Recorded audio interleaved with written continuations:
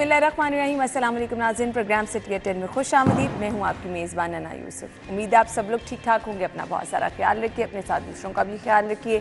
गर्मी की शिद्दत शहर में बढ़ रही है और कुछ प्रेडिक्शन नहीं की जाती। कभी आप देखते हैं आंधी भी चल रही है, कभी एकदम से बारिश भी हो जाती है, लेकिन एहतियात ज़रूर कीजिए। दूसरी जानिब लोड शेडिंग से भी लोग परेशान हैं। एलानिया लोड शेडिंग के साथ साथ गैर एलानिया लोड शेडिंग का सिलसिला भी जारी है। सो थोड़ा सा अपने आप को जो है वो कूल रखें, पानी का इस्तेमाल ज़्यादा करें और अपनी सेहत का ख्याल रखें। प्रोग्राम का आगाज़ करेंगे, ख़बरें भी होंगी, हमारे मेहमान भी आगे चल के हमें ज्वाइन करेंगे। इसके साथ साथ जी जिनकी बर्थडे है हमने उनको भी विश करना है, थोड़ा सा इंतज़ार करना होगा। बाकायदा आगाज़ कर लेते हैं जी हम। हमारी आज की टॉप स्टोरीज़ क्या हैं जी। 30 जून के बाद प्राइवेट अस्पतालों में गायनी की सर्विसेज बंद, सेहत कार्ड पर इलाज महदूद।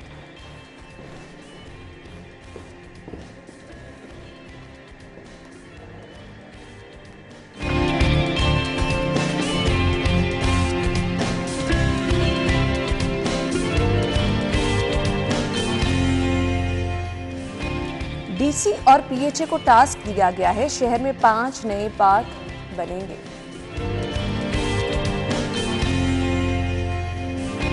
महकमा बल्दियात का 15 अरब का बजट तैयार, दिलकश लाहौर प्रोजेक्ट, शाही किला की बहाली के लिए करोड़ों के फंड मुख्तस। और इसके बाद जी तख्ते लाहौर वापस लेने का ऐलान, शहीद बेनज़ीर भुट्टो की सालगिरह, लिबर्टी चौक में पीपल्स पार्टी का पावर शो। खबरें आप जान चुके हैं, हमारे सीनियर रिपोर्टर्स हमारे साथ मौजूद हैं। इमरान यूनुस और दुर्रे नयाब ने आज हमें ज्वाइन किया है, वेलकम कहेंगे। अस्सलाम वालेकुम, थैंक यू सो मच। सबसे पहले आज जी सेहत कार्ड के हवाले से खबर है। बहुत सारे लोगों का कंसर्न रहता है, बहुत सारे लोग इस बारे में जानना चाहते हैं कि अगर उन्होंने इलाज मुआलजा कराना है तो सेहत कार्ड से उनको ये सहूलत मिल सकेगी या नहीं। लेकिन अब जी महदूद कर दिया गया है। लामहदूद कब था, सवाल मेरा ये है। दुर्रे नायाब आपसे आगाज़ करें। नहीं जी, बिल्कुल लामहदूद था। हम तो इस पर बहुत सारी बात करते थे कि पीटीआई की दौरे हुकूमत में जो प्रॉपर चेक एंड बैलेंस होना चाहिए था, प्रॉपर ऑडिट होना चाहिए था, प्रॉपर कंपनियों को जिस तरह से पेमेंट्स की जा रही थी, प्राइवेट हॉस्पिटल्स को जो पैसे रीइंबर्स किए जा रहे थे, उसका पूरा एक मैकेनिज्म होना चाहिए था। और उस पर मैकेनिज्म ना होने का नुकसान ये हुआ कि उस पर ऑडिट पैरास भी बने। आपने देखा कि उस पर ऑडिटर जनरल ने बहुत सारे क्वेश्चन भी उठाए, उस पर जितनी शफाफ ना होने की जो अदाइयाँ थी उस पर भी सवालात उठाए गए। उसमें मखसूस हॉस्पिटल्स को, मखसूस आपके जो फार्मास्यूटिकल कंपनीज हैं उनको भी पेमेंट्स हुई। उसके तरीकाकार पे बहुत सारी चीज़ों पे क्वेश्चंस था और इतने ज़्यादा सेहत कार्ड पे चीज़ें खोल दी गई कि जिसकी शायद मैं समझता हूँ कि उस वक्त इतनी ज़रूरत नहीं थी। आप देखें ना कि मिसाल देता हूँ कि अस्पतालों में कैंसर जैसे मूजी मर्ज की अद्वियात को बंद कर दिया गया सरकारी अस्पतालों में, लेकिन आप जब उसको सेहत कार्ड पे लेके गए तो फिर पता नहीं कौन कौन सी दवाइयाँ और किस किस तरीके से वो रीइंबर्समेंट हुई।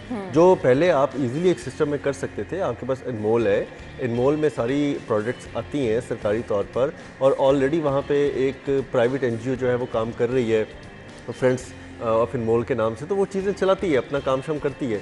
लेकिन आप उसको सेहत कार्ड में वहाँ पे बंद करके आप दूसरी जगहों पे ले गए, बहुत सारी उसमें कॉम्प्लिकेशंस आई। आपने देखा है कि फिर लोगों ने चीखना शुरू कर दिया कि जी हमारे अस्पतालों में तो पैरासीटामोल नहीं मिल रही है, हमारे सरकारी अस्पतालों में सिरिंजेस नहीं मिल रही है, हमारे सरकारी अस्पतालों में वो तमाम जो चीज़ें जो जान बचाने के लिए इंजेक्शन है वो शॉर्ट हो गए। तो मुझे ये बताएं कि क्या ज़िंदगी आपको इतनी मोहलत देगी कि आप जाके हेल्थ कार्ड पे किसी प्राइवेट हॉस्पिटल चले जाएं? आप मर म्यू के पास रहे हो या जिना के पास रहे हो, लेकिन आप कहें जी कि नहीं, चूँकि प्राइवेट हॉस्पिटल उधर जाना है जी, उधर सेहत कार्ड चलता है, इधर नहीं चलता। कॉम्प्लिकेशन थी। अब बहुत सारी चीज़ों को कट शॉर्ट करने की ज़रूरत थी। इसका साइज़ बहुत ज़्यादा बढ़ता जा रहा था, बजट बहुत ज़्यादा बढ़ता जा रहा था। अगर उस पर देखें, इन्होंने रिकनसाइल किया है, इन्होंने बहुत सारी चीज़ों को अंडर कंसिडरेशन किया है और डॉक्टर जावेद अकरम साहब, जो जितना मैं उनको जानता हूँ, बेहतर तरीके से उन्होंने कुछ ना कुछ अच्छा मैकेनिज्म निकालेंगे। अब सवाल ये है कि इसकी इम्प्लीमेंटेशन। हाँ बिल्कुल, आपने महदूद कर दिया, आपने कंसाइज करके कुछ चीज़ों को कम कर दिया इसके बारे में और फिर उसको एज इट इज इम्प्लीमेंट कराना। अब आप जो भी प्राइवेट सर्विसेज दे रहे हैं, आप जो चीज़ें ख़त्म करके हेल्थ कार्ड पे लेके जा रहे हैं, उसमें लोगों को ख्वार नहीं होना चाहिए। उसमें फटाफट वो जाए, इलाज मुआवजा कराए, हेल्थ कार्ड उसको प्रोसीड करे, पेमेंट हो और जाए। उसमें किसी चीज़ की दूसरी राय होनी नहीं चाहिए, क्योंकि आपने पूरी एक्सरसाइज की है, 3-4 महीने लगा के इस सारे सेटअप ने इसको पूरा देखा है और जो चीज़ें गैर ज़रूरी थी, जिन चीज़ों में मेजरमेंट नज़र आ रही थी, उन सारों को कट ऑफ किया है। तो ये अच्छी चीज़ है, होना चाहिए, लेकिन जो चीज़ मिल रही है वो मिलनी भी चाहिए। बिल्कुल आपने सही कहा। जिसको जिस तरह से पूरा प्लान सेटल किया गया है, कम अज़ कम महदूद करके भी लोगों तक उसके समरात पहुँचे, इसको यकीनी बनाया जाए। इमरान क्या ना देखिए, सेहत कार्ड के हवाले से हम बात करें, जिस सियासी जमात ने और उनके वर्कर्स ने सियासी जमात ने जब ये इंट्रोड्यूस करवाया सेहत कार्ड, तो नो डाउट उसके वर्कर जो है वो यही कहते थे इसका बहुत ज़्यादा फ़ायदा जो है वो आवाम को पहुंचा है। हमने भी देखा कि लोग जो है वो इससे मुस्तफ़ीद तो ज़रूर हुए, लेकिन इसका गलत इस्तेमाल जो है वो प्राइवेट हॉस्पिटल की जानिब से ज़्यादा किया गया। मैं इसमें हमारे सरकारी हॉस्पिटल जो हैं वो उनका तस्करा इसलिए नहीं कर रहा, चूँकि ऑब्वियसली वहाँ पर जो फ़ीसें हैं वो सबको पता है कि वो कितनी फ़ीस जो है वो वसूल करते हैं। वहाँ तो वैसे ही इलाज मुआवजा जो है वो मुफ्त है और अद्वियात भी मुफ्त है अगर अवेलेबल हो तो। अच्छा, प्राइवेट हॉस्पिटल जो हैं उन्होंने इससे बहुत ज़्यादा पैसा जो है वो बनाया। कई ऐसे शवाहिद जो हैं वो हमारे सामने मौजूद हैं और हमारे पास भी हैं कि जिसमें ये हुआ है कि प्राइवेट हॉस्पिटल्स क्या कहते थे, वो सिर्फ उस पेशेंट को लेते थे जिसके पास सेहत कार्ड होता था, उसको फौरी तौर पर इंटरटेन जो है वो किया जाता था, उसका इलाज मुआवजा जो है वो फौरी शुरू किया जाता था। निस्बतन जो बंदा पैसे लेकर आया हुआ है, हाथ में पैसे पकड़ के कह रहा है कि जी मैं एडमिट होना चाहता हूँ, उसको थोड़ा डिले करते थे कि पहले सेहत कार्ड वाले को जो है वो हम इंटरटेन करेंगे। उसकी वजह ये थी कि ओवर चार्जिंग जो है वो करते थे और ऐसी कई शिकायत जो है वो सामने आई। नहीं, एक चीज़ तो इमरान वो बिल्कुल क्लियर कट चीज़ आई कि कई जगह पे सब स्टैंडर्ड मेडिसिन आई, बिल्कुल कि आपके सेहत कार्ड पे सब स्टैंडर्ड मेडिसिन होती है, क्योंकि बिलिंग उन्होंने ज़्यादा करनी थी और सब स्टैंडर्ड मेडिसिन जो है वो फराम करते रहे हैं। इस सूरत हाल को देखते हुए इसकी जो पॉलिसी थी ना उसमें तरमीम की अशद ज़रूरत थी जो कि नहीं की गई। हालांकि इसके बैड फैक्ट जो है वो सामने आए और मनफी असरात को देखते हुए भी इसमें तरमीम जो है वो साबका हुकूमत जो है वो नहीं की थी, और अब जो है वो हुकूमत की जानिब से जो तरमीम की गई हैं इसमें जो सबसे अच्छी चीज़ जो है वो ये है कि जिसकी आमदन 65,000 से कम है, 65,000 से कम है, उसका इलाज मुआवजा जो है वो अभी भी मुफ्त होगा। ये बड़ी अच्छी बात है। पहले तो ये होता था कि सेहत कार्ड हर उस बंदे ने भी बनवाया हुआ है जिसके गैराज में 2-2 3-3 गाड़ियां जो हैं वो लग्जरी गाड़ियां जो हैं वो मौजूद हैं और जिसकी कई ज़राए आमदन जो प्रेसिडेंट या उसकी जो रिटर्न फॉर्म में या अपने टैक्स फॉर्म में नहीं है, लेकिन उसके ज़राए आमदन बहुत ज़्यादा है। बिल्कुल ऐसे। और सूबाई हुकूमत ने इस बार सेहत के बजट में जो सेहत कार्ड के हवाले से बजट रखा है उसमें अभी भी 15 अरब रुपए मुख्तस किए हैं। मीन्स ये निगरान हुकूमत भी उसको ख़त्म नहीं करना चाहती, सिर्फ उसको महदूद किया जा रहा है। इस चीज़ की कंफर्मेशन में कि तनख्वाह इतनी है या नहीं है, नहीं वो हो जाता है बेचारा जो है वो हो जाता है, वो कंफर्मेशन जो है ना वो पहले ही इलाज तो नहीं रुकेगा ना, आए हैं इलाज चलेगा, मैं आया हूं तो मेरा इलाज बाद में होती, वेरिफिकेशन बाद में होती है। अच्छा, जो 30% अदायगी है वो किन मरीजों को करनी है, मुझे ये भी बता दें। देखिए, वो सिर्फ ये है कि आपको पता है कि हमारे यहाँ पर दिल का जो इलाज मुआवजा जो है वो बहुत महंगा है। हमारा ये अगर आप बात कर लें कार्डियोलॉजी हॉस्पिटल की, वहाँ तो नो डाउट फ्री भी है, मुखैर हज़रात जो है वो भी जो है वो उसमें अपना रोल प्ले कर रहे हैं, और जो बंदा वहाँ पर इस्तिताअत नहीं रखता इलाज मुआवजे की उसका फ्री इलाज होता है, ये मैंने खुद देखा है। और जो जिस बंदे की इस्तिताअत है उससे बिल जो है वो भी लिया जाता है, वो भी उससे पूछ करके भाई तुम कितना पे कर सकते हो। नो डाउट दिल का इलाज मुआवजा जो है वो काफ़ी महंगा है।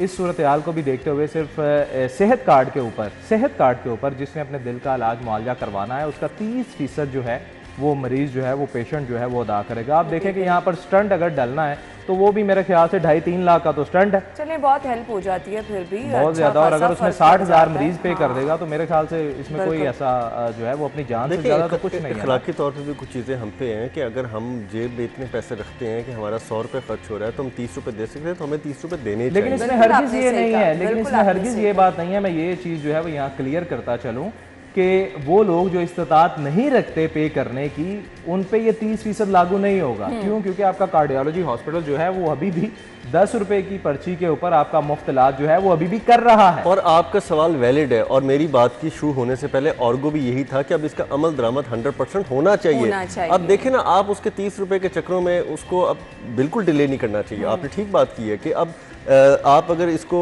स्ट्रेचर पे डाल के किसी मरीज को ये सोच रहे हो कि पता नहीं इस पर 70 रुपए लगते हैं, हुकूमत ने 4 माह का, जिस निगरान हुकूमत ने 4 माह का बजट पेश किया ना, 4 माह तक तो वो इस पे चेक एंड बैलेंस रखेगी, इसकी गवाही तो हम मैंने। अच्छा जी, एक और खबर ये है, वजीर आला ने अस्पतालों के एयर कंडीशन चालू करने के अहकाम जारी कर दिए हैं, यानी इससे पहले नहीं चल रहे थे। मैंने आपको पिछले प्रोग्राम में कहा था कि वक्त आएगा, मैंने आपको पिछले प्रोग्राम में ऑन रिकॉर्ड है, मैं कहता हूँ कि हमारी प्रोड्यूसर आयशा निकाल के दिखा दें कि मैंने कहा था कि वजीर आला एक दिन कुर्सी रख के बैठेंगे अस्पतालों में, और जब वो शादरा हॉस्पिटल गए हैं तो उनकी बरहमी का इजहार करना, उनकी हर चीज़ पे कंसर्न शो करना बिल्कुल जायज़ है।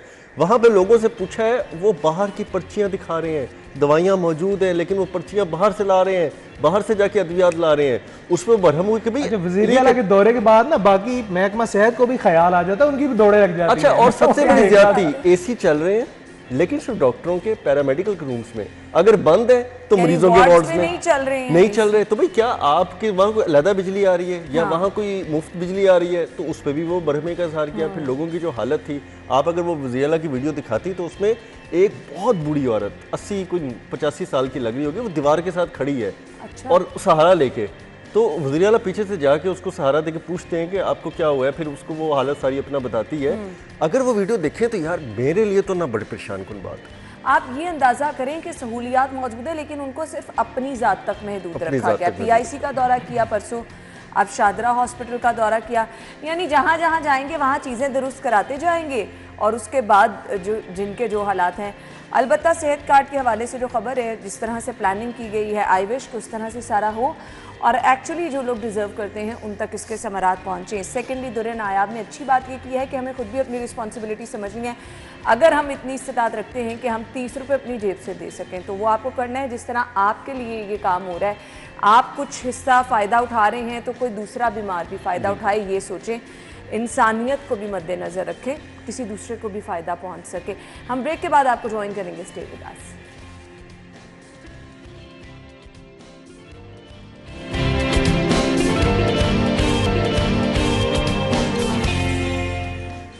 Welcome back once again. खबर ये है, शहर में 5 नए पार्क बनेंगे। डीसी और पीएचए को ये टास्क दिया गया है। एलडीए सिटी, शादरा समेत दीगर इलाकों में पार्क बनाए जाएंगे। एयरपोर्ट पर कंसल्टेंट की सेफ्टी और सिक्योरिटी डिज़ाइन पर हॉर्टिकल्चर वर्क शुरू होगा, कमिश्नर साहब की जानिब से ऐसा बताया गया है। दुर्रे नायाब, आपकी खबर है, बेसिकली आइडिया क्या है ये पार्क्स बनाने के पीछे? देखिए, एक तो वज़ीर आज़म पाकिस्तान भी, वज़ीर आला तो ज़ाहिर बात है खुद भी लाहौर से और लाहौर की खूबसूरती पर भी तवज्जो दे रहे हैं। अब सिर्फ लाहौर की खूबसूरती को कुछ चंद मनसूबों तक तो महदूद नहीं रहना चाहिए ना। अब लाहौर सिर्फ अब हमारे शादरा फ्लाईओवर, आपका लाहौर ब्रिज फ्लाईओवर, कलमा चौक तक तो नहीं है। बिल्कुल, इसकी ब्यूटिफिकेशन तो मल्टीपल पूरे लाहौर में बराबर होनी चाहिए। अब लाहौर शहर में 800 से ज़्यादा पार्क हैं जिसकी पीएचई देखभाल कर रहा है, लेकिन उनकी जो हालत ज़ार है वो आपके सामने है कि कई जगह तो ऐसा लगता है कि आप किसी कच्ची बस्ती के पार्कों में घुस गए हैं। कई जगहों पर बेंच नहीं है, झूले नहीं है, जंगले नहीं है। मैं आपको परसों की शायद बात बताता हूँ कि वज़ीर आला जब शादरा से निकले तो किसी विज़िट करते करते उनकी अचानक यादगार जो आपका है उस पर नज़र पड़ी, ग्रेट इकबाल पार्क पे उसका जंगला टूटा हुआ था। उन्होंने वहीं पे खड़े होकर कमिश्नर का जंगला लगाया फौरी तौर पे। तो भाई अब इस तरह की बात है कि अगर वो खड़े होके वो चीज़ों को देख के, वो गुजरते हुए गाड़ी से चीज़ें देख सकते हैं, तो भाई ये सरकारी अफसरान, ये हाई लेवल की ब्यूरोक्रेसी, ये तमाम तर फौज जफर मौज, ये फिर काम क्यों नहीं कर सकती? लेकिन जब तक डंडा आप नहीं चलाएंगे तो काम नहीं होगा। अब ये तय हो गया इस मुल्क में, यहाँ पे ये नजर आ रहा है। हालात तो ऐसे ही। अब लाहौर में PKLI के सामने ब्यूटिफिकेशन का काम चल रहा है, बहुत अच्छा काम हो रहा है। उस पर भी वज़ीर आला 2-3 दफ़ा जा चुके हैं। उसके बाद लाहौर शहर के जो नए पार्कों की अशद ज़रूरत है। आपके अब जनूबी लाहौर में राइविन रोड साइड पे कौन सा बड़ा पार्क है जो बाग़े जिन्ना की रेस कोर्स की तरह के इस लेवल का हो? जगहों पे जगह आप ऑक्यूपाइड किए जा रहे हैं लेकिन पार्कों की सहूलत नहीं है। आपके शादरा साइड पे कौन सा बड़ा पार्क है? PTI ने एक पार्क का ऐलान किया था, वो आज तक नहीं बन सका। वो आज तक कूड़े का एक डंपिंग साइट बनी हुई है। आपकी चाइना स्कीम कितनी बड़ी साइड है, शादरा की और चाइना स्कीम के साथ जितनी भी आबादी है, शुमाली लाहौर जिसको कहते हैं, कोई पार्क नहीं है। अब आप बात करें इसकी कसूर तक की, बताएं वहाँ पे कौन सा पार्क है? भाई आपको अगर सहूलत एक बच्चे को इकबाल टाउन में बागे जिना में आपके रेस कोर्स जलानी पार्क में मिल सकती है तो उसको शादरा में मिलनी चाहिए, उसको कसूर साइड पे, उसको चाइना स्कीम में, उसको जाती उमरा के साथ राइवेंट साइड पे मिलनी चाहिए। तो इस पे अब काम किया जा रहा है। तो अब नए पार्क भी बनेंगे, उम्मीद है, और ब्यूटिफिकेशन का काम बहुत तेज़ होगा। और कमिश्नर ने अब ऐसा मैकेनिज्म बनाया है कि आप ब्यूटिफिकेशन की स्कीम लाएँ, LDA और PHA ब्यूटिफिकेशन की स्कीम लाए कि हम ये चौक, ये चौराहा, ये हम मेन बुलेवार्ड, ये ग्रीन बेल्ट ये बनाना चाह रहे हैं और ये हमारा प्लान है, अप्रूव करें और काम शुरू करें। इसमें कोई टाइम की वो नहीं है जी कि आपकी स्कीमें पड़ी रहें, टाइम बाट हो जाए, फंड्स लैप्स हो जाए, वापस चले जाएँ, या फंड्स जो है वो कहीं के कहीं लग जाएँ, आपको पता लगे कि ये तो ब्यूटिफिकेशन के फंड थे। तो ब्यूटिफिकेशन लाहौर पे बहुत बड़ी हद तक काम होने जा रहा है और इसमें जो मैंने मैकेनिज्म आपको बताया कि जस्ट आप प्रपोज करेंगे, आपके ये चौक चौराहे सड़कें ख़राब हैं, आपकी ग्रीन बेल्टें ख़राब हैं, आपने यहाँ पे पौधे लगने की ज़रूरत है, ये ओपन एरिया, यहाँ पे दरख्त लग सकते हैं, जस्ट प्रपोज एंड अप्रूव और आप बस काम शुरू हो गया, यानी रुकावट ऐसा सच इसमें कोई नहीं है। इमरान, है ना, आपको भी याद होगा 2008 और 2009 में जब हम लाहौर के हवाले से बात करते थे, लाहौर की तारीफ़ करते थे, तो हमारा पहला जुमला जो है वो ये होता था कि लाहौर को बागों और दरख्तों का शहर कहा जाता है। उसके बाद क्या हुआ कि जब लाहौर में बहुत ज़्यादा कंस्ट्रक्शन शुरू हुई और करीबी एरियाज़ में मुख्तलिफ हाउसिंग सोसाइटीज़ जो हैं वो बनना शुरू हुई, तो तब ज़रूरत महसूस हुई कि यहाँ पर बड़े बड़े पार्क्स जो हैं वो बनने चाहिए। उसके तहत क्या हुआ कि कई बार प्लानिंग जो है वो हुई कि नए पार्क जो हैं वो बनाए जाएंगे, लोगों को तफरीह के मौक़े जो हैं वो फराहम किए जाएंगे, लेकिन वो चीज़ें जो है वो जिस भी ऑफिसर ने वो प्लान इनिशिएट किया, जैसे ही वो चेंज हुआ वो प्लान जो है वो वहीं पर रुक गया। सही। अब जो है ठीक है, बड़ी अच्छी बात है। आप ये देख लेंगे जिस तरह दुर्नियाब ने भी बात की कि अगर कोई शादरा का रिहायशी है ना, उसने अगर सैर व तफरीह के लिए आना ना, तो वो भी चढ़ा रेस कोर्स आएगा, यहाँ जनाब बाग आएगा। ऐसे ही आप कोटलक पर देख लें, ऐसे ही आप टाउनशिप देख लें, मतलब दूर दराज से लोग जो हैं वो रेस कोर्स में आते हैं, और वहाँ पर ये हमारे दो मेजर बड़े पार्क्स हैं। आप जनाब बाग के हवाले से देख लें या रेस कोर्स पार्क को देख लें, और वहाँ पर जब भी कोई मेला लगता है तो वहाँ पर पाँव रखने की जगह जो है वो नहीं होती। इस सूरत हाल के पेश नज़र लाहौर में नए पार्क की अशद ज़रूरत है, और हमारी सरकार के पास, हुकूमत के पास, महकमों के पास, जैसा दुर्नियाब ने कहा कि जगह मौजूद हैं, सिर्फ वहाँ पर मुनासिब प्लानिंग के ज़रिए वहाँ पर नए पार्क जो हैं वो बनाने की अशद ज़रूरत है। अच्छा इमरान, अब ये देखो ना कि LD सिटी नया प्रोजेक्ट आया, LD एवेन्यू बना है, इनके अंदर पार्किंग की जगह कौन सा पार्क बहाल किया ना इन्होंने, और ये आखिरी पार्क भी जो जिसको ग्रेट इकबाल पार्क कहा जाता है, ग्रेट इकबाल पार्क नहीं था, ये तो तारीखी इमारतों का संगम था। वहाँ पे कौन सा पार्क, वो तो तारीखी इमारतें थी, एक तरफ मीनार पाकिस्तान, एक हफीज जलंधरी साहब का, और उधर फोर्ट था, और उसकी हैसियत अभी भी पार्क की तरह नहीं है। आप देख लें वहाँ पर लोग तफरीह के लिए नहीं आते, वो आएंगे तो बादशाही मस्जिद की तरफ आएंगे या शाही किले की तरफ आएंगे, और आपकी यादगार जो मीनार पाकिस्तान, वहाँ पर भी लोग नहीं जाते। ठीक है, अब अगर PHA की कारकर्दगी के हवाले से बात करें तो दुर्नियाब की इस खबर में ये चीज़ मेंशन है कि जो PHA के जोन्स हैं, मेरे ख्याल से 7 जोन में 180 पार्क हैं जिनकी वो देखभाल कर रहे हैं।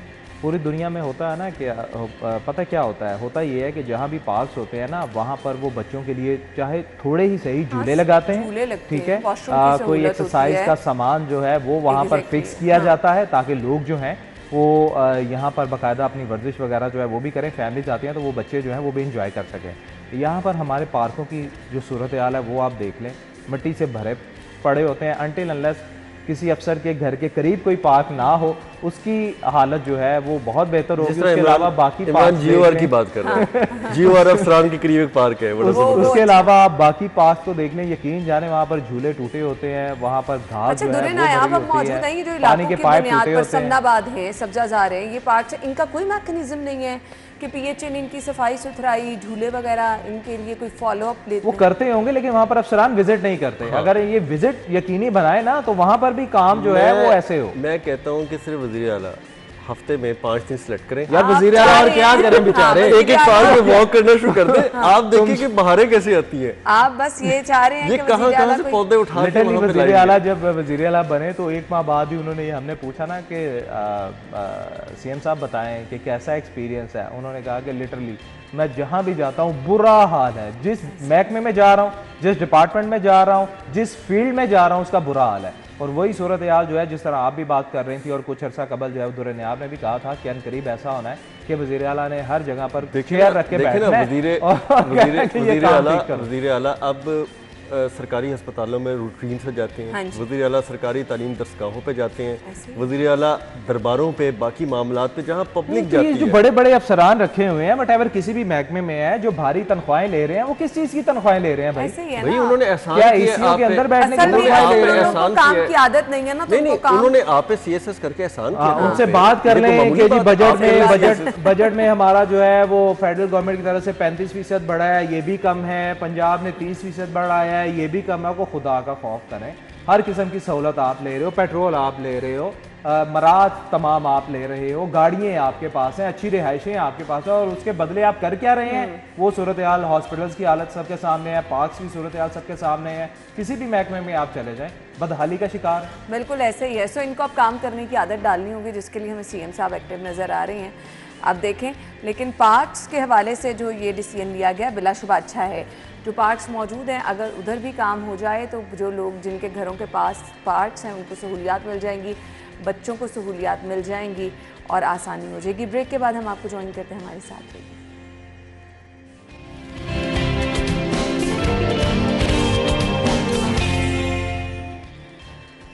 Welcome back once again. खबर है महकमा बल्दियात का 15 अरब का बजट, मॉडल कब्रिस्तान मंसूबे भी शामिल हैं, दिलकश लाहौर प्रोजेक्ट, चाय किला की ये भी रकम मुख्तस की गई है। शहर खूबसूरत होने जा रहा है। दुरे नायाब आप खबरों पे खबरें दे रहे हैं और लाहौरियों की उम्मीदें बांधी जा रहे हैं। कभी आप कह रहे हैं पार्क्स बनने जा रहे हैं, कभी आप शहर को खूबसूरत बनाने की बातें कर रहे हैं। माजी में भी वैसे ये सब कुछ हुआ, एक्सपीरियंस कुछ अच्छा नहीं रहा। माजी में तो बहुत कुछ हुआ, फिर माजी में जो प्रोजेक्ट स्टार्ट हुए आज से सीएम से वही कंप्लीट करा रहे हैं बेचारे, सुबह से लेकर रात तक। मैं ना देखें, मैं एक जर्नलिस्ट भी हैं हम लोग ना, हम लोग देखते हैं कि ये ब्यूरोक्रेसी, ये इंजीनियर्स, ये माफियाज, ये एलडीए के लोग, ये सारा दिन ब्यूरोक्रेसी सीएम को खपाती रहती है इस बात पे। कभी वो बेचारा समनाबाद जा रहा है, कभी शादरा जा रहा है, कभी लाहौर ब्रिज जा रहा है, काम तेज़ी से हो रहा है, नो डाउट। लेकिन क्या ये काम उनके बगैर ब्यूरोक्रेसी का नहीं है? क्या ये काम उनके बगैर एलडीए के इंजीनियर्स का नहीं है? क्या ये उनके बगैर काम जो है वहाँ पे काम करने वाले कंट्रैक्टर्स की जिम्मेदारी नहीं है कि वो पैसे ले बैठे हैं? उनको आदत नहीं है ना, आदत नहीं है। जब जाएंगे वहाँ पे, एक दफा तो ये हुआ कि बड़ा, यहाँ तो ये रिवायत ही नहीं थी कि अभी जो डेट दी गई है उस पर काम मुकम्मल होता है जी। अब तो डेट से पहले हो रहे हैं। आपका कलमा चौक इसकी मिसाल है। कलमा चौक 3 जून को मुकम्मल होना था, लेकिन वो आपका मई में कंप्लीट होके वो हो गया। अभी ये लाहौर ब्रिज भी 1 साल से ताखीर का शिकार था, और अगर अभी भी वज़ीर आला फोकस ना करते तो ये कंप्लीट नहीं होना था। आपका शादरा जो है, जिसने साल के एंड पे जाना है, अब वो खुद कॉन्ट्रैक्टर कह रहे हैं जी कि हम ब्रिज को 14 अगस्त तक खोलने की तैयारियों में है। आपका अकबर चौक मंसूबा जो 6 माह का अगला मंसूबा था, वो भी कॉन्ट्रैक्टर अब रेडी है। वो उनको इतना उन्होंने हर तरह से अकोमोडेट कर दिया है कि पैसे भी प्रोजेक्ट में आ गए, काम भी चल रहा है, वो भी 14 अगस्त को खुलने के करीब होगा।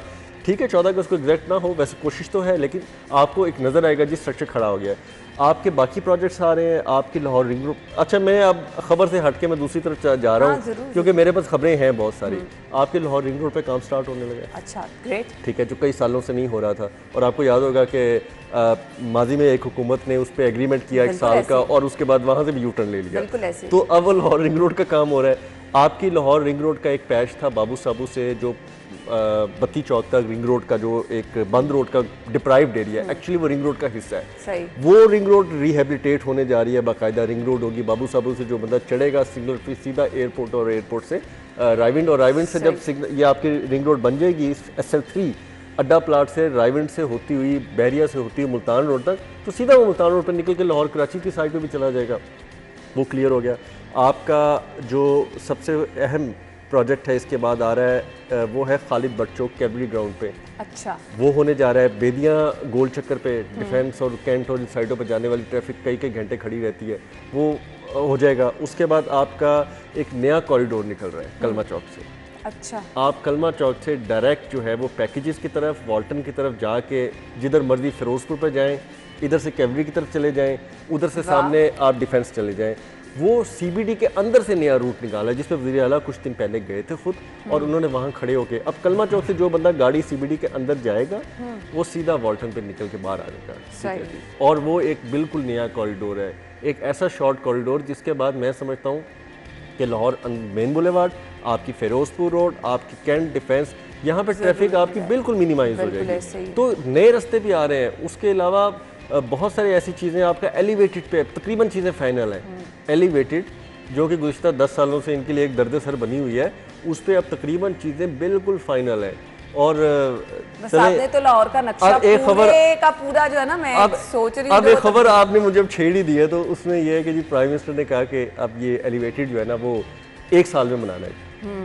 हुकूमत ने कहा 1 साल तो बहुत ज्यादा है। अच्छा। उस पर प्राइम मिनिस्टर समेत बाद जो लोग भी थे वो जाहिर बात है हैरान हो गए कि जी हम तो अपनी तरफ से बड़ा खींच के इनको 1 साल का टाइम दे रहे हैं, लेकिन यहाँ पे लोग बैठ के इतना कॉन्फिडेंस है कि आप हमें वसाइल दें और आप हमें गो हेड दें, तो साल तो बहुत ज़्यादा है। तो चीज़ें तो इस तरफ भी जा रही हैं। चीज़ें, अच्छा अल्लाह करे ये मौके और हालात की थोड़ा सा सियासी सूरत हाल काबू में रहें, स्टेबिलिटी ना हो तो चीज़ें बेहतर होंगी। अब रही महकमा बल्दियात की बात, महकमा बल्दियात में 4 माह का अगर 15 अरब ही खर्च कर ले, मैं कहता हूँ दिन रात स्कीमों पे लगा के, नहीं होगा।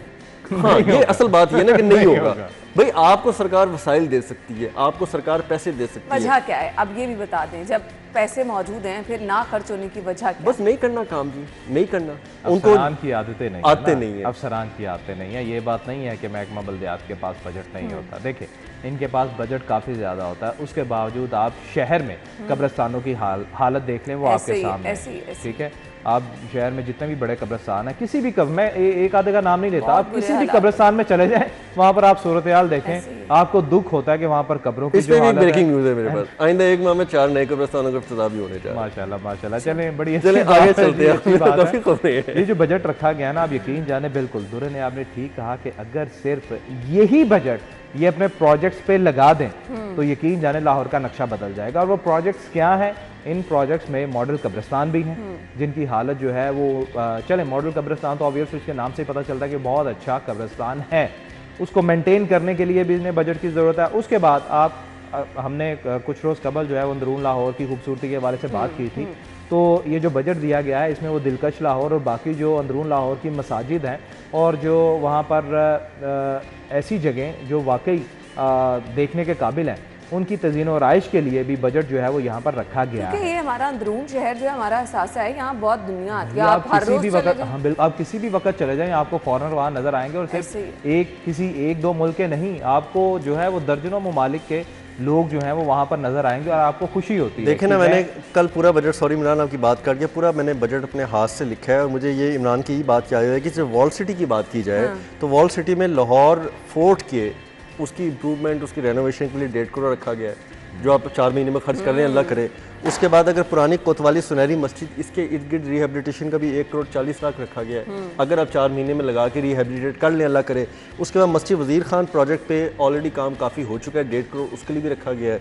उसके बाद मरियम ज़मानी मस्जिद और इसके गिरदोनवा पे जितनी भी रिहेबिलिटेशन है, मैं वॉल सिटी की बात कर रहा हूँ, 7.5 करोड़ 7 करोड़ रखा गया है। नक्शा तब्दील कर सकते हैं अगर ये काम हो जाए तो कितना वॉल सिटी का नक्शा। और इस बजट से उन्होंने सिर्फ इसकी तज़ीन और आइश नहीं करनी, उसके इर्द गिर्द जो तजावजात है उनको भी खत्म करना है। वो तजावजात जो हैं वो कब खत्म होंगी? जब आपके अफसरान तनदही के साथ अपना काम वहाँ पर करेंगे, आपके मुतलका टाउन इंतजामिया जो है वो आपका साथ देगी और वहाँ पर विजिट करते रहेगी और वहाँ पर ठेले ना लगने दे, क्योंकि जब तजावजात कायम होती हैं तो वो दीवारों को नुकसान पहुँचाती हैं। अभी भी मैं कहता हूँ कि पिछले हफ्ते भी मैंने कहा था कि आज भी, इस वक्त भी, या संडे को, मैं संडे की बात करता हूँ कि संडे को किसी भी टाइम सरकार जो है वो ये जो हमारा शालामार बाग है उसकी बैक साइड पे या उसकी राइट साइड पे जो दीवारें हैं उनके साथ चले जाए, वहां पर मंडियां लगती हैं परिंदों की, जानवरों की, बिल्लियों की, कुत्तों की, गायें भैंसों की मंडियां लगती हैं, वहां पर दीवार के साथ बंधे होते हैं, दीवार के साथ उन्होंने किले गाड़े होते हैं। वो चीजें हैं, अगर आप खूबसूरत लाहौर की बात कर रहे हैं या फिर दिलकश लाहौर प्रोजेक्ट की बात कर रहे हैं तो इस तरफ भी तवज्जो देने की जरूरत है। मुझे एक अपडेट आप तक पहुंचानी है जी। साबिक वजीर आला परवेज इलाही को गिरफ्तार किया गया है मनी लॉन्ड्रिंग केस के हवाले से। FIA ने परवेज इलाही को मनी लॉन्ड्रिंग मुकदमे में गिरफ्तार कर लिया है। खुश आमदीद एक बार फिर से कहेंगे। शहीद मोहतरमा बेनज़ीर भुट्टो की सालगिरह के हवाले से लिबर्टी चौक में पीपल्स पार्टी की जानिब से पावर शो का इनेकाद किया गया। तख्ते लाहौर वापस लेने का ऐलान किया गया है। पाकिस्तान पीपल्स पार्टी हमें मुतहरिक भी नज़र आ रही है और इसके साथ साथ साबिक सदर का दौरा लाहौर और फिर यहाँ पर एक्टिव जिस तरह से हैं।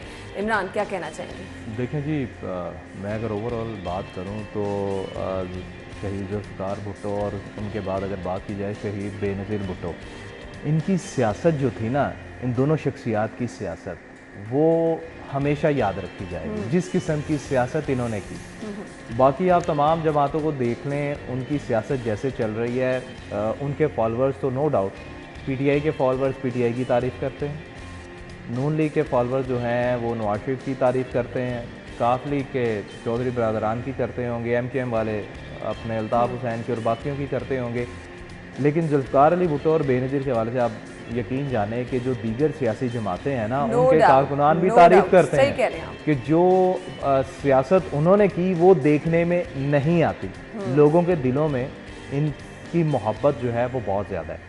अच्छा, कल की चूँकि लिबर्टी जो है मेरा वहाँ से गुजर होता है, चाहे मैंने घर जाना हो या किसी और काम के लिए, तो अक्सर मैं लिबर्टी का रूट जो है ना वो लेता हूँ।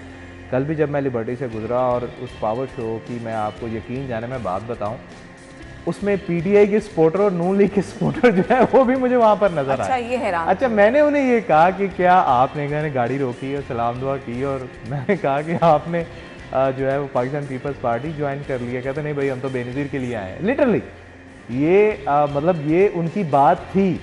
तो दूसरी बात यह है कि जो तख्ते लाहौर वापस लाने के हवाले से बात जो है वो की गई है, नो डाउट जरदारी साहब की सियासत जो है ना वो इसीलिए सही कहते हैं कि एक जरदारी सब पे भारी, कि सियासत का गुरु उन्हें जो है वो कहा जाता है। और जिस किस्म की वो सियासत करते हैं ना, आपने कभी भी देखा होगा कि जिस किस्म की सियासत ये इमरान खान करते हैं, नवाज शरीफ करते हैं या शहबाज शरीफ करते हैं, ये अपनी तकारीर में ना हमेशा अपने मुखालिफ को गालियां देने के बराबर आ जाते हैं। अच्छा, मुझे लेकिन जरदारी साहब की तरफ से हमें कभी ऐसा नहीं, वो मुस्कुरा के जवाब देते हैं और कहते हैं कि तुम्हें सियासत के मैदान में हम देख लेंगे, अवामी ताकत से, अवामी वोट से या कारकर्दगी से तुम्हें देख लेंगे। तो ये जो अब तख्ते लाहौर वापस लेने के हवाले से बात कर रहे हैं ना, ये मुझे डर लग रहा है कि ये हो भी सकता है। मुझे मुश्किल टास्क लगता है पंजाब। हाँ, देखिए, मुझे भी जरदारी साहब की बात का जो उनका ट्रैक रिकॉर्ड देख के मुझे तो खुद भी अब ये यकीन हो चला है कि कुछ ना कुछ हो सकता है। अच्छा। हाँ, मुश्किल टास्क है, बहुत ज़्यादा मुश्किल है, मैनेज करना मुश्किल होगा। वोटर्स की जो बाइफिकेशन है, जो बहुत ज़्यादा तकसीम है, उसको संभालना मुश्किल होगा। फिर पीपल्स पार्टी को पंजाब में किस किस्म के नुमाइंदे मिलेंगे, उम्मीदवार मिलेंगे, वो भी एक बहुत बड़ा क्वेश्चन होगा। हाँ। फिर उनको लोगों को अपनी तरफ माइल करने के लिए, लोगों को अपनी तरफ राग़िब करने के लिए उनके पास क्या मंशूर होगा, वो बहुत सारी चीज़ों का ना अभी इंतज़ार होना बाकी है। लेकिन फिर भी मैं इस चीज़ का कायल हूँ कि अगर जरदारी साहब कह रहे हैं ना, तो भाई उनको चैलेंज नहीं किया जा सकता। वो जनूबी पंजाब में तो उन्होंने अपना काम शुरू कर दिया है ना, कि वहाँ पर उन्होंने अभी से कैंपेन जो है वो अपनी शुरू कर ली है, और बड़े बड़े लोग जो हैं वो दोबारा से पीपल्स पार्टी की तरफ रुजू कर रहे हैं। और जिस तरह इमरान ने बताया कि अब जाहिर बात है पीपल्स पार्टी के पास कुर्बानियाँ भी हैं, पीपल्स पार्टी के पास शहादतें भी हैं, पीपल्स पार्टी के बाद वो नज़रियात भी हैं जो जुल्फ़िकार अली भुट्टो साहब, बेनज़ीर भुट्टो साहिबा के पास था। बिल्कुल, उनके पास बहुत कुछ है। लेकिन उनके पास अगर ये देखा जाए अदर जमातों के पास, तो फिर इस वक्त जो हुक्मरान जमात है उनके पास लोगों के लिए भूख है, अफलास है, महंगाई है, गुर्बत है। अगर एक और जमात को देखा जाए जो माजी का हिस्सा बनने की तरफ जा रही है, तो उनके पास सिर्फ वादे, तिफत तसलियाँ, चालाकियाँ और तेज़ तराजियाँ और यूटर्न, इसके अलावा क्या था। तो फिर इस तरह अगर आप इसको देखें तो चीज़ों को, तो फिर पीपल्स पार्टी अपनी जगह बनाने में कुछ ना कुछ हद तक कामयाब होगी। हमारा फोकस यही है कि आवाम की बेहतरी होनी चाहिए। कोई भी जमात हो, आवाम की जान को सुकून आना चाहिए। आवाम के ऊपर ये जो महंगाई का, आपको क्या लगता है कि जो तनख्वाहें बनने के इतना बड़ी फैसले थे, क्या ये अगर पीडीएम ना होती तो ये मुस्लिम लीग नून कर सकती थी? बिल्कुल भी नहीं। मुझे तो अपने तौर पे ये नहीं लगता, लेकिन इसमें बहुत बड़ी इनपुट जो है वो पीपल्स पार्टी गवर्नमेंट के, इन्होंने हमेशा नो डाउट अग्री तनख्वाहों पे मुलाजमीन के साथ, सरकार के साथ बड़ा उन्होंने मोहब्बत और शफकत बरती है, और नजर भी आया आपके फेडरल बजट में नजर आया। बिल्कुल, कभी भी नहीं होता था ऐसा। ऐसे ही है, बिल्कुल आपने सही कहा। खैर, मुझे वाइंड अप करना है। थैंक यू सो मच आप लोगों के वक्त का। शुक्रिया नाज़रीन, हेडलाइंस के बाद ज्वाइन करेंगे।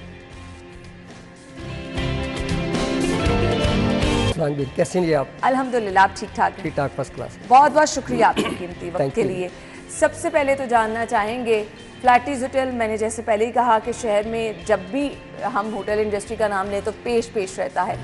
अनथक मेहनत है इसके पीछे, और आपको उस नाम को बरकरार रखने के लिए दिन रात काम करना पड़ता है, और बिलाशुबा ये सारा क्रेडिट आपको जाता है। I don't want to take credit, I want to give the credit to my team. मैं किसी भी होटल में गया हूँ, by the grace almighty Allah, I got the best team. लेकिन आपके अंदर आर्ट होना चाहिए कि अपने स्टाफ से काम कैसे लेना है, because hotel is a very tough job, बड़ी सेंसिटिव डिमांडिंग जॉब है। लोगों की एक्सपेक्टेशन बड़ी हाई हो गई हुई है।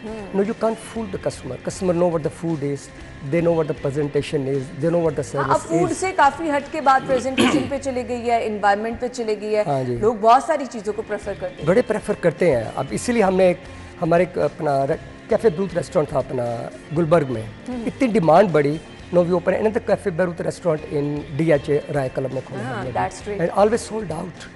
और there are so many restaurants, they sprout out like a mushroom, and इसी तरह महंगाई भी है।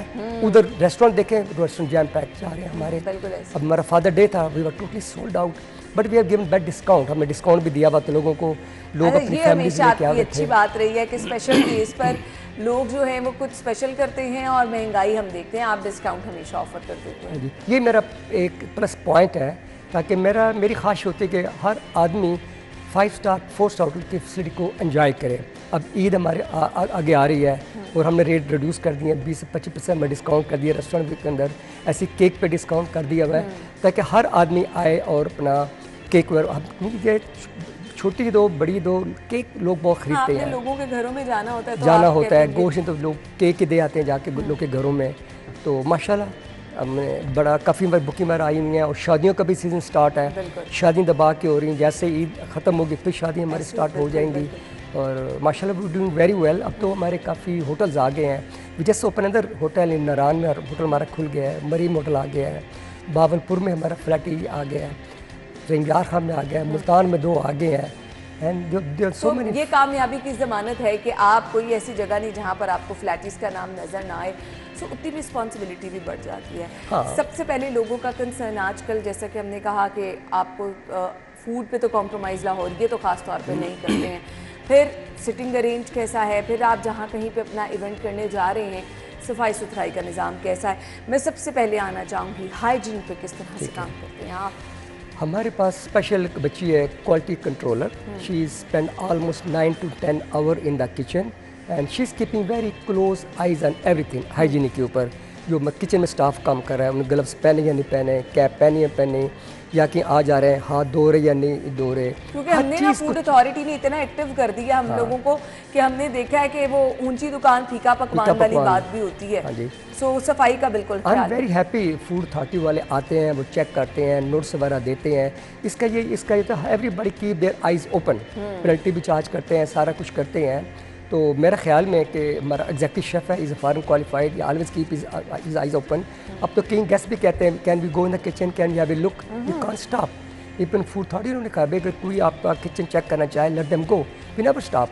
हमारा किचन आके देखें बिल्कुल नीट एंड क्लीन, मतलब बिल्कुल शाइन फ्लोर उसका कर रहा होगा, लड़कों का यूनिफॉर्म आगे पीछे।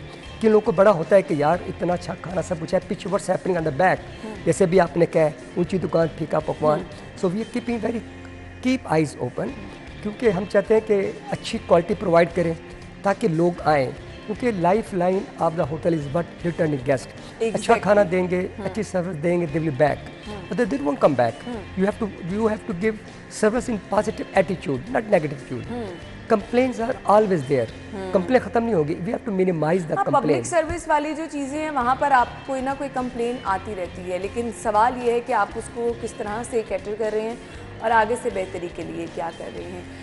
अभी शादी के इवेंट्स की तरफ तो मैं आऊँगी, जो लोग अपनी बर्थडे सेलिब्रेशन करना चाहते हैं या फिर इसके अलावा मंगनी का इवेंट, निकाह का इवेंट, छोटे मोटे इवेंट, उसके लिए भी क्या उसके लिए हमारे छोटे हॉल्स भी हैं, ठीक है, जिसमें कि 60 to 70 लोग आ जाते हैं। फिर लोग हमारे रेस्टोरेंट के अंदर हाई टी करना चाहते हैं या डिनर करना चाहते हैं, क्योंकि रेस्टोरेंट के रेट्स कम है, यानी स्पेशल डिकोर आप स्पेशल डिकोर वगैरह करके देते हैं। We don't charge for the decor, sometime we give them free decor. हम एक इन्वायरमेंट क्रिएट करते हैं उनके लिए, ताकि यू नो जैसे मैं कह रहा हूँ कि life line of the restaurants but returning guest, अच्छी सर्विस देंगे, अच्छी इन्वायरमेंट क्रिएट करेंगे। We have to create a good environment, so वो आए जाएँ और प्राइस से ना डरें। हमारी प्राइस अब 1499 हम चार्ज करते हैं हाई टी का। पूरे लाहौर के अंदर कोई किसी की ये रेट्स नहीं है। हम जब इंक्रीज़ भी करते हैं 5% 6% इंक्रीज़ करते हैं, इन्वायरमेंट देख के हालात कैसे जा रहे हैं, ये नहीं कि 400-500 रुपये एकदम बढ़ा दें। यही मेरा की अब सक्सेस है, प्राइस ऐसी रखी कि everybody can easily afford. High tea का मेन्यू मुझे ये बता दीजिएगा, क्योंकि लोगों का वो भी कितनी डिशेस होती हैं और उसको। हाई टी सबसे पहले तो हम उनको सूप वगैरह सर्व करते हैं, सूप के बाद हमारे गोल गप्पे वगैरह कोल्ड कट्स होते हैं 12-13, फिर 12-13 हार्ड डिशेस होती हैं जिसमें चाइनीज़ फूड भी होता है, पास्ता वगैरह भी होता है, जिसके अंदर समोसा, सीख कबाब, बारबेक्यू आइटम्स होती हैं, फिर डेजर्ट 12-13 किस्म की होती है, फिर टी कॉफ़ी सर्व करते हैं, स्कॉच सर्व करते हैं, मतलब यू नेम इट। अगर आप हाई टी कर लें, you don't need to have a dinner later on. इतनी हैवी हाई टी होती है और रेट्स आर 1499। ऐसे हमारा डिनर है ऑलमोस्ट सोल्ड आउट होते हैं 1949, कोई रेट नहीं है। And you name it. Eid के पास कोई स्पेशल ऑफर हाई टी के हवाले से भी है या? हाँ, उसमें हम ये कहते हैं 20% डिस्काउंट देंगे, जो whoever come on Eid day और टूर के दिन हम उनको 20% डिस्काउंट देंगे। सही, चलें जी, ये ईद के पास ये डिस्काउंट भी आपको मिल सकता है। ईद के दिनों में भी जो लोग जाएंगे उनके लिए भी ये डिस्काउंट होगा। अच्छा जी, अभी जो ये हम स्क्रीन पर अपने मनाजिर दिखा रहे हैं खूबसूरती के अतबार से, अट्रैक्शन के अतबार से और सफाई, जो आपने पूरा एक इन्वायरमेंट क्रिएट फ्लैटीज भी किया हुआ है, ये मुझे बताइएगा कुछ टाइम के साथ साथ ऑब्वियसली चेंजेस भी आई होंगी, आपने इमारत के खदोखाल को भी चेंज किया होगा, लेकिन असली हालत को बरकरार रखना, क्योंकि हमने देखा बहुत बड़े बड़े नाम भी यहाँ से जुड़े थे। ये होटल हमारा 150 साल पुराना होटल है फ्लैटी, लाहौर का सबसे पहला 5 स्टार होटल था। तो अब ये है कि हर एक लिप्स के ऊपर फ्लैटी फ्लैटी फ्लैटी फ्लैटी है, but I don't take the credit, I give full credit to my team. हम हर 4-5 साल के बाद एक नई चीज़ वहाँ लेके आते हैं। हमारा रेस्टोरेंट ये पिक्चर वॉल हमें नजर आ रही है, ये तमाम वो लोग हैं जो कि फ्लैटीज में स्टे करके गए हैं। जी हाँ, ये वो लोग हैं जो हमारे पास ठहरते रहे हैं। हमारे पास जैसे कानिलस first chief of Pakistan, he spend with us 13 year in this hotel. Quaid Azam साहब जब भी पाकिस्तान आए हैं, सारी लाहौर आते थे, इसी होटल में आके ठहरते थे। उनके नाम का कमरा मंसूब है। ऐसे Ava Gardner, she is top class की मूवी स्टार थी, she spend 2 week in our hotel, उसके नाम से ही कमरा मंसूब है। People love to stay in Quaid Azam suite, खासकर जो कपल्स आते हैं जिनकी शादीज होती हैं, बुकिंग नहीं मिलती होगी, बुकिंग नहीं मिलती, ऑलवेज सोल्ड आउट। खासकर 14 अगस्त एंड 23 मार्च को तो सोल्ड आउट होता है वो कमरा, नो वे। 2 दफ़ा बेचते हैं। तो एक साहब आए मेरे पास, तो वो कहते हैं मैंने मुझे 4 घंटे के लिए कमरा चाहिए। मैंने करीब 30,000 रुपये, doesn't matter, I just want to read the book of Quaid Azam in this room and have cup of tea. So much people have love for Quaid Azam. बिल्कुल बिल्कुल। अच्छा जी, आप मुझे ये बता दीजिएगा, जिन लोगों ने फ्लैटीज़ में बुकिंग करानी है रहने के लिए, बैरून मुल्क से आते हैं, क्या तरीक़ेकार फॉलो करना पड़ता है, किस तरह से बुकिंग प्रोसीजर क्या है, मैक्सिमम मिनिमम रूम बुकिंग के रेट्स क्या होते हैं? अच्छा, एक तो रूम बुकिंग होती है, हमारे कमरों की बुकिंग होती है, वो तो मोस्टली लोग booking.com पे आते हैं, वो उनसे बुकिंग लेते हैं। हमारा प्रिजर्वेशन सेटअप है, हमारे डायरेक्टर सेल्स वगैरह मार्केट में ज़्यादा बिजनेस लेके आते हैं। जब शादियों को तल्लक है, वो लोग 5-5, 6-6 माह पहले बुकिंग कराते हैं। Like you say December totally sold out, even December 2024 is almost 50% sold out. और मिनिमम मैक्सिमम कितनी कैपेसिटी की गैदरिंग हो सकती है? हमारे पास 3 हॉल है, 400 ईच, मतलब एट ए टाइम आप 1200 का फंक्शन भी कर सकते हैं। एट ए टाइम 3 फंक्शन भी कर सकते हैं, 1, 2, 3।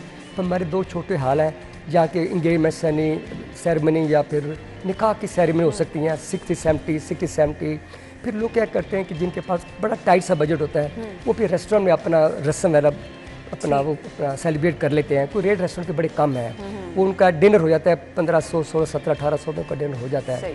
तो हम भी सपोर्ट करते हैं, भी if you don't have money why don't you come have a dinner in the restaurant, तो आपकी सेविंग भी हो जाए, हमारे रेस्टोरेंट भी रौनक शौनक लग जाती है। बिल्कुल ऐसे ही है। अच्छा जी, शादियों के हवाले से जो खाना होता है, उस पर लोगों का बड़ा कंसर्न होता है कि जी अच्छा शादी के खाने पे कोई कॉम्प्रोमाइज़ नहीं होना चाहिए, फूड क्वालिटी को इस मामले में कैसे यकीनी बनाएं? सबसे इम्पॉर्टेंट ये है कि consistent we have to give excellent food to the customer, क्योंकि we got a best chef, we got a best banquet का शेफ अलग है, रेस्टोरेंट का अलग है, कॉन्टिनेंटल शेफ अलग है, चाइनीज़ अलग है, and they keeping eyes open on the food. क्योंकि अगर अच्छा खाना देंगे, पीपल विल बी बैक। हमारी पूरी ख्वाहिश होती है कि अच्छा उनको खाना दें, अच्छी सर्विस दें, अच्छी बैंकुट हॉल के अंदर एनवायरनमेंट क्रिएट करके दें, अच्छा सेटअप करके दें, and we have to work like a positive attitude. Staff के चेहरे पे स्माइल हो, गपशप लगाए, और यही बहुत बड़ा हमारा एक प्लस पॉइंट है। We giving best food, best service and service with positive attitude. और chef is always around till 10-11 o'clock, जब तक कसम चैलेंज जाता है। फिर हमसे कमेंट्स कार्ड बनवाते हैं, sir just let us know where we are standing. I think 90% guest they write around excellent food, excellent service, because वो कार्ड मेरे पास सुबह आते हैं। अगर कोई नेगेटिव होता है तो then we call to the customer, excuse वगैरह करते हैं कस्टमर से। अच्छा जी, हमारे बहुत सारे नौजवान इरशाद बिन साहब बेरोज़गार हैं और कुछ करने को नहीं। हमारे पास इस होटल इंडस्ट्री में बहुत ज़्यादा स्कोप मौजूद है, सो क्या कहना चाहेंगे उन नौजवानों को, किस तरह से वो रुख कर सकते हैं इस तरफ? पहले तो मैं गवर्नमेंट की बात करूँगा। मेरे ख्याल में हमारे पाकिस्तान में इंजीनियरिंग यूनिवर्सिटी भी है, एग्रीकल्चर यूनिवर्सिटी भी है, मेडिकल यूनिवर्सिटी है, नॉट ए सिंगल होटल की यूनिवर्सिटी पाकिस्तान के अंदर है। मेरे ख्याल में होटल को भी एक इंडस्ट्री का दर्जा दे दिया गया है। We should have to have university in Pakistan. अब ये है कि there are so many restaurants sprout out like a mushroom, but human source का इशू आ रहा है बहुत बड़ा। हम लोग को ट्रेन करते हैं कि दुबई चले जाता है, कुवैत चले जाता है, this is good, we never stop anybody. जी आप बिल्कुल सही कह रहे हैं। बट मेरा नौजवान को यही बहुत बड़ा मैसेज है कि होटल इंडस्ट्री ज्वाइन करें, बड़ा नीट एंड क्लीन बिजनेस है, वेल पेड जॉब है, ये वो जगह है, you can meet the president, you can meet the prime minister, you can meet anybody, but start salary कम है।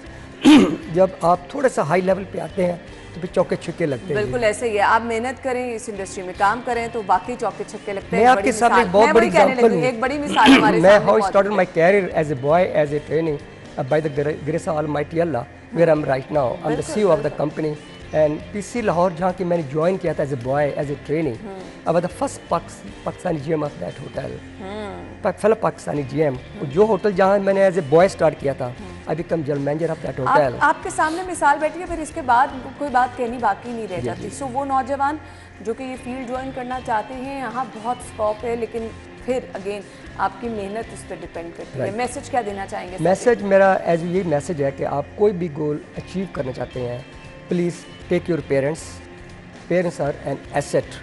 मेरे ख्याल है if you take your parents, आपकी हर दुआ, हर चीज़ आपकी बिलाशुबा, और हमेशा की तरह आपका वही मैसेज रहता है, क्योंकि वाकई ये आपके माँ बाप की दुआएं होती हैं जो आपको किसी मुकाम पर पहुंचा देती हैं, और आपको पता भी नहीं होता कि आपके लिए आपके माँ बाप किस तरह दिन रात मेहनत करके, और फिर जब आप एक मुकाम पर पहुंच जाते हैं तो वो उन्हीं की दुआओं का नतीजा होता है जो रंग लेकर आता है। थैंक यू सो मच, बहुत शुक्रिया आपके वक्त का। Thank you very much. नाज़रीन, हम ब्रेक लेंगे, ब्रेक के बाद ज्वाइन करते हैं।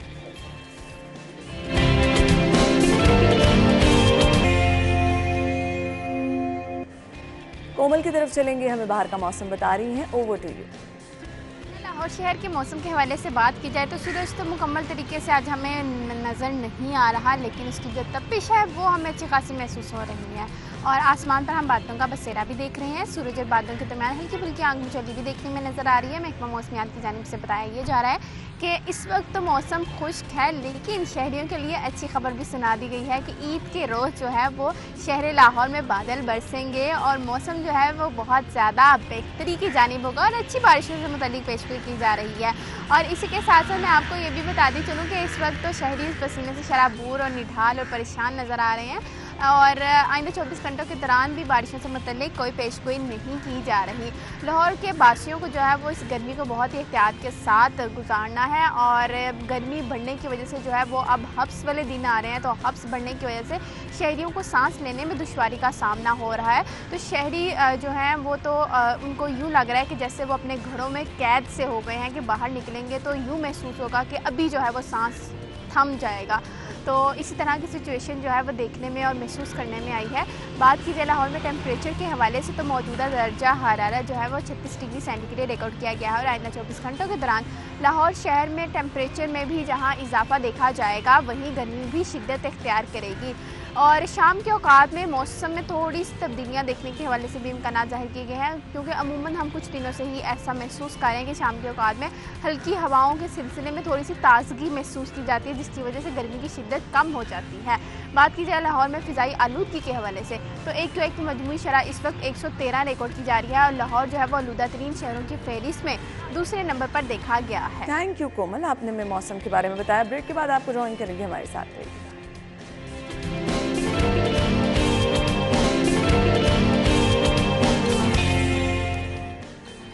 Welcome back once again. जी, हर साल 21 जून को जो है आलमी योगा डे मनाया जाता है। ये दिन मनाने का मकसद क्या है? योगा बेसिकली है क्या? कुछ लोग कहते हैं कि जी योगा के मुख्तलिफ आसन आपके लिए बहुत हेल्पफुल होते हैं। वो लोग जिनको एंगर कंट्रोल का इशू है, वो लोग जो कि रिलैक्स रहना चाहते हैं, वो लोग जो वेट रिड्यूस करना चाहते हैं, मतलब बहुत सारी चीज़ों के लिए योगा सजेस्ट किया जाता है। सो बेसिकली योगा है क्या? वो लोग जो कि बहुत परेशान रहते हैं, बहुत ज़्यादा सोचते हैं, उनके लिए भी कहा जाता है कि जी अच्छा आप योगा करें, आप बहुत रिलैक्स रहेंगे। सो हम आज इस पे बात करने वाले हैं, इसकी अफादियत और बेसिकली योगा है क्या, कहाँ से ये स्टार्ट हुआ और किस तरह से ये आप एक ह्यूमन बॉडी को नॉर्मल रखता है और फ़ायदा क्या क्या पहुंचाता है। इस पर बात करेंगे। हमारे साथ हमारी मेहमान मौजूद हैं जी, सुलाफ नकवी वेलकम कहेंगे। अस्सलाम वालेकुम सुलाफ। वालेकुम सलाम अना। थैंक यू सो मच, आपके वक्त का बहुत बहुत शुक्रिया। Thanks मुझे for having आज me. के दिन के हवाले से बता दें ये योगा है क्या basically? Thank you so much. हमेशा सिटी 42 मुझे इस दिन पर याद करता है। Thank you so much. इसीलिए अक्सर मैं कहती हूँ ऐसे ग्रुप की वजह से जब योगा का नाम आता है लोग मेरा नाम ले रहे तो मैं कहती हूँ भाई इनकी वजह से। So thanks once again. Yoga के हम बेसिकली बात करेंगे कि जिस तरह संस्कृत में इसका मतलब है टू यूनाइट, टू जॉइन, यानी योग जो लफ्ज़ है इसका मतलब है कि आपको ज्वाइन करता है, आपको जोड़ता है। अब बात करेंगे किस चीज़ को, दैट इज़ योर कॉन्शियसनेस, हमारी कॉन्शियसनेस को यूनिवर्सल कॉन्शियसनेस के साथ। अब सब एटॉमिक लेवल पर, जिसे हम कहते हैं सेल्यूलर लेवल पर, अगर आप बहुत उसको डीप देखते हैं तो हर इंसान के अंदर और हर जानदार, हर चीज़ में जान होती है, चाहे वो पहाड़ हो या कोई भी चीज़, उसे हम कहते हैं वाइब्रेशन है उसके अंदर, तो दैट इज जान। तो वो सब एटॉमिक लेवल पे हर किसी के अंदर एक जैसी ही स्पेस है, यानी सिमिलैरिटी है।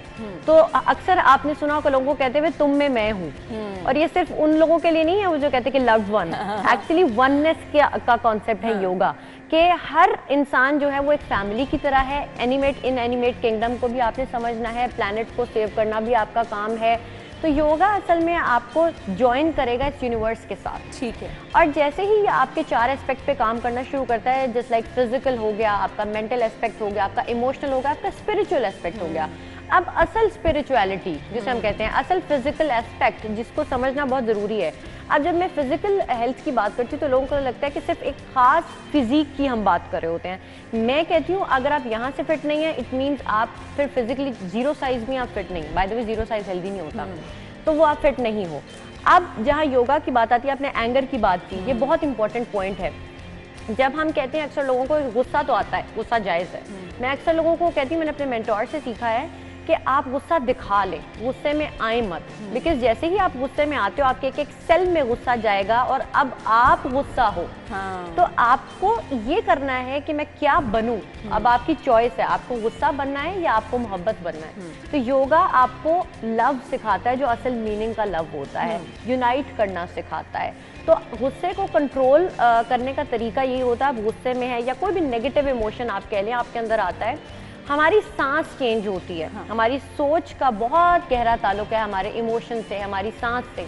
अगर मैं उसको खुद कंट्रोल करना शुरू कर दूं, मतलब ब्रीदिंग एक्सरसाइज है मिसाल के तौर पे, कि मैं कहती हूँ कि मैं 3 काउंट में इनहेल करूंगी और 3 काउंट में ही एक्सहेल करूंगी।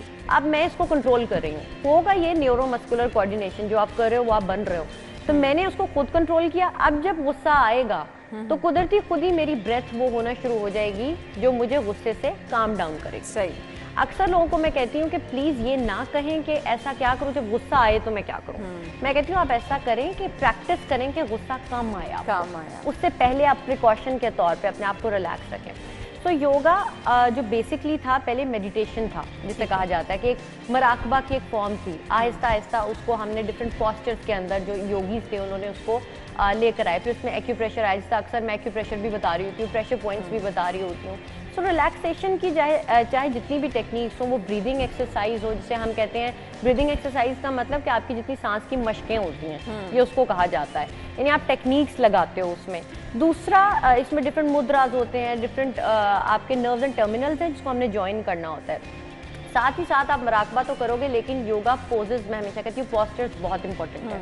मिसाल के तौर पे जिन बच्चों में ट्रेट्स हैं ADHD की, यानी बच्चे बहुत हाइपर एक्टिव हैं और वो कंट्रोल में नहीं आता आपके, आप उसको अगर योगा कराना शुरू करते हैं, योगा बेसिकली हर एज के लिए, ठीक है। अब आप जब उसको योगा कराना शुरू करेंगे तो उसमें फ्लेक्सिबिलिटी, अब चूंकि फिजिकल एस्पेक्ट में वो फ्लेक्सिबिलिटी कर रहा है अपनी उसकी प्रैक्टिस, उसके माइंड में फ्लेक्सिबिलिटी आना शुरू होगी। तो इसीलिए आप बच्चों को स्पेशली, हम कहते हैं बच्चा है क्या है, बच्चे नहीं, इंसान बड़ा होकर ना एडल्ट बनना है, तो आप वहाँ से शुरू करें ताकि वो एक बेहतर इंसान बने। तो आप, ये एक एक्सरसाइज है, इसका ताल्लुक किसी भी खास सेक्ट या किसी चीज़ से नहीं है, इसी रीजन से स्टार्ट हुआ था और सब उसको प्रैक्टिस करते हैं। सही। अब हमने जी योगा पूछना भी है, वो जो हम रोज़मर्रा ज़िंदगी में अपने आप को रिलैक्स करने के लिए कर सकते हैं, वो जो आप एंगर कंट्रोल के लिए, क्योंकि हर दूसरा बंदा गुस्सा करता है, वो जो आपको थोड़ा सा मसल रिलैक्स, काम से अगर आप थक गए हैं और घर गए हैं तो आप थोड़ा सा रिलैक्स होना चाह रहे हैं, आप क्या कर सकते हैं? अगर आप सुबह सुबह उठे हैं, आप एक्टिव रहना चाह रहे हैं, अपनी काम पर, अपनी वर्क प्लेस पर जाके अच्छा परफॉर्म करना चाह रहे हैं, उसके लिए आपने क्या करना है? और अगर आप अपना वेट कम करना चाह रहे हैं, जो कि हर किसी का फेवरेट टॉपिक रहता है आजकल, उसके लिए क्या करना है? थोड़ा सा वेट करना पड़ेगा आपको। ब्रेक के बाद आपको ज्वाइन करेंगे सुलाफे, आपको ये सब कुछ बताएंगी। हमारे साथ ही रहिएगा।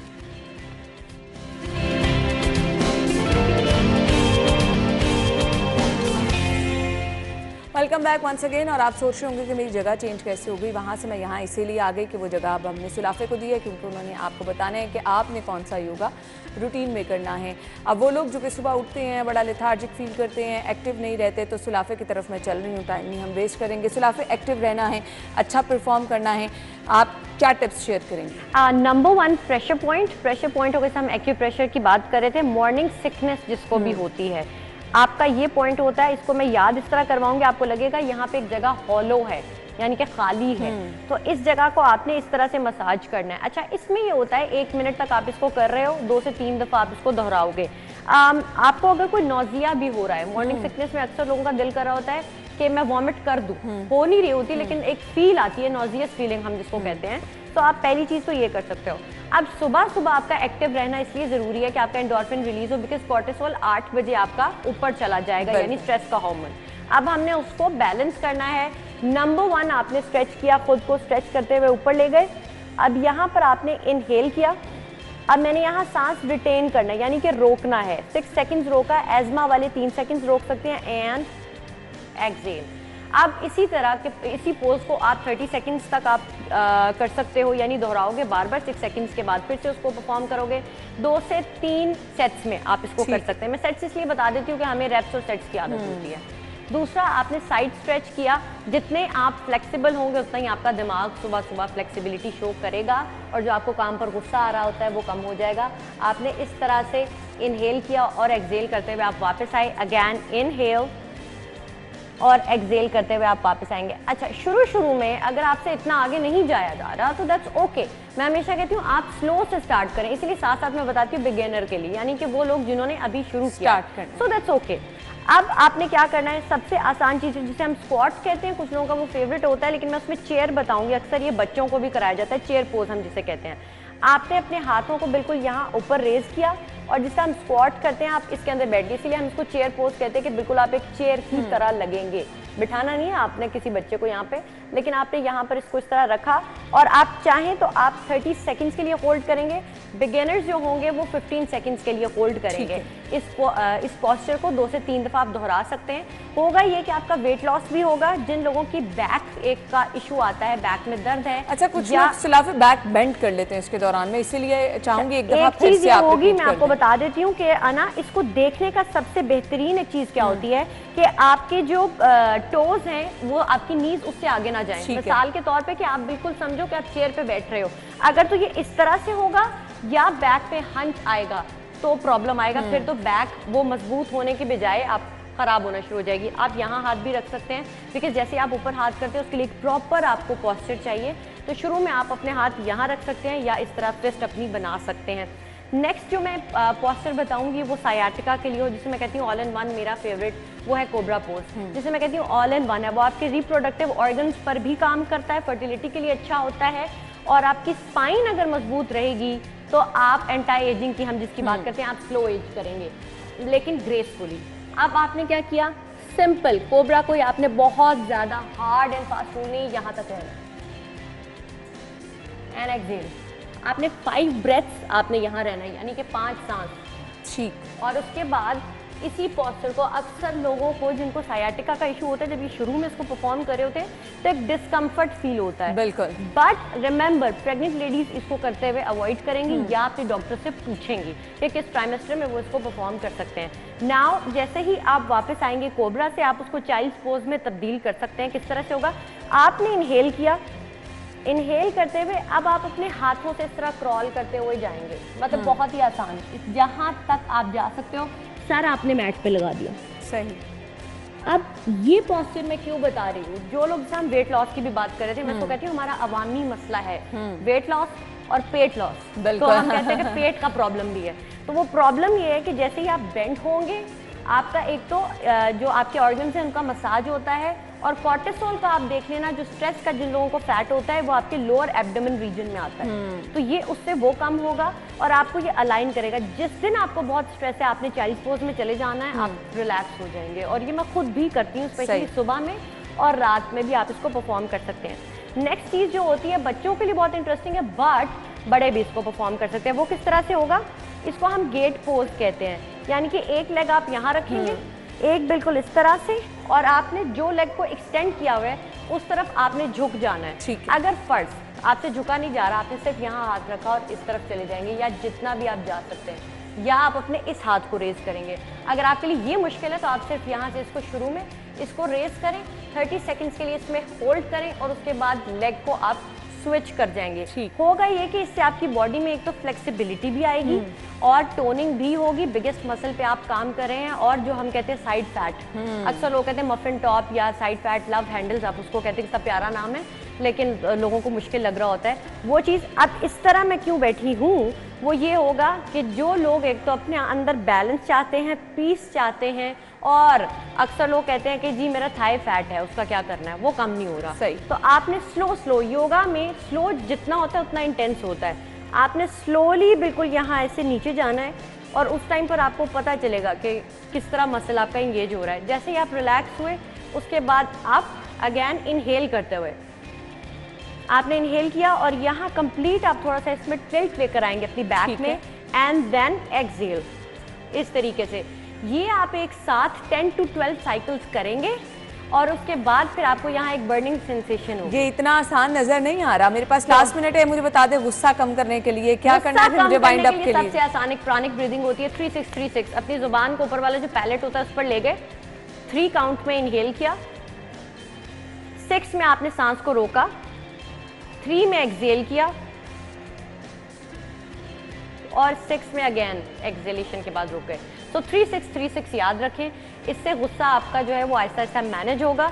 बट ये है कि ट्राई करें कि लोगों को जज ना करें और स्ट्रेस ना लें, उससे आपका गुस्सा भी कम होगा। आप एज भी ग्रेसफुली और स्लो करेंगे, क्योंकि ये हमारी जॉब नहीं किसी को जज करना, कोई कैसा लग रहा है। बिल्कुल, आपने और सही आप खुश रहें। बिल्कुल, और इससे ज़बरदस्त चीज़ें नहीं है और आप बताई जा सकती है। सुलाफे ने आपको बहुत जल्दी सब चीज़ें बता दी हैं। थैंक यू सो मच, आपका बहुत बहुत शुक्रिया। हमारी और आपकी मुलाकात कल होगी। इजाज़त दीजिए, अल्लाह हाफ़िज़।